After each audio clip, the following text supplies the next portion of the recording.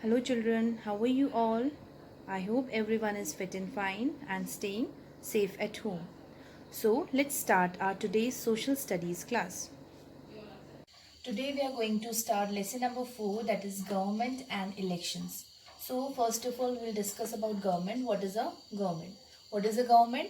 The group of people who officially manage or control a country. Means it's a group of people who manage or who controls a country is called a government. Now, the government has the few basic functions a government has. Now, what are the basic functions of a government? Number one, the government maintains law and order in the country. Whatever the laws are there, the orders are there, the government maintains it. Then second is it formulate policies for the country. Means it prepare the policies for the country. And number third, to work for the welfare of the people. It work for the welfare of the people. Okay. Now, different countries, they have different types of government and they have different forms of government. So what are the forms of government? Number one is democracy. What is democracy? Democracy is a form of government in which people rule either directly or through the representative, elected representative. Okay, the representative who are elected by the people. Then number two is democracy is also known as the government of the people, by the people and for the people. Then second comes dictatorship.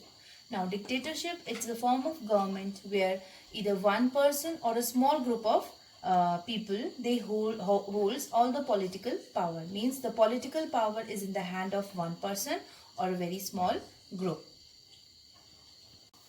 Then comes republic. Republic is a form of government where the country is ruled by the representative. Representative means the representative who is elected by the citizen. The citizens, they have elected the representative. So this is a form of government. Okay. Then comes aristocracy. Now aristocracy is that form of government in which the power is in the hand of small ruling class. The small ruling class which have special rights and they are known as aristocrats. Okay. Then is monarchy. Monarchy is that form of government where the country is ruled by a king or a queen. Means a king or queen, they rule the country. Then comes anarchy. Anarchy is that situation when there is no government in a country. Why? How is the country has no government in control? It happens just because of ineffective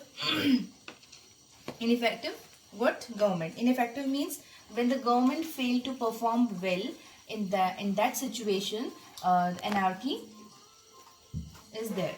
Okay, where there is no government. Now then coming upon democratic government. Now I told you just before, the democracy is a form of government in which rulers are elected by the people. Means the people, the citizens, they elect the rulers and they become the government.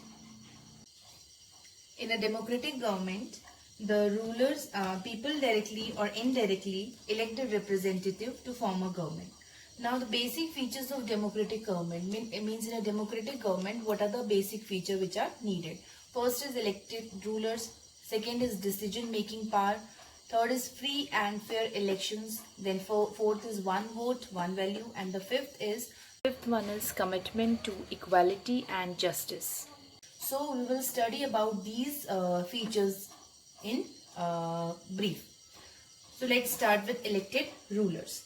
Now democracy is a form of government in which the rulers are elected by the people. Means the ruler, whosoever are the rulers, they are elected by the people. People, they elect the rulers. Then comes decision making power. Now in a democracy, the rulers who are elected by the people, they take all the final decisions. Okay. Then is free and fair election. Means democracy is based on free and fair election.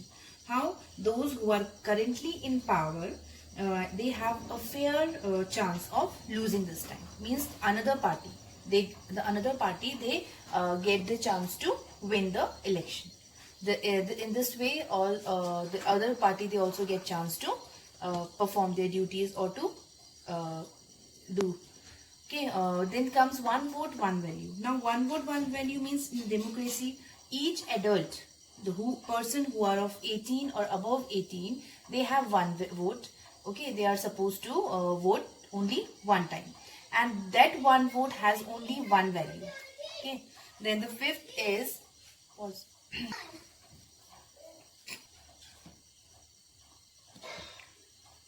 Now, commitment to equality and justice means a democratic government that it makes sure that that all are getting justice. Means justice is achieved by all, and all the people, they are treated equally.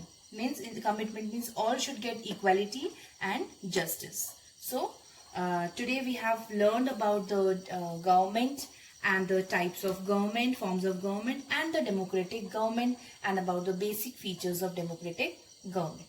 So whatever we have done today, you have to read this much at home and revise these again. Okay, so this much for today. Thank you.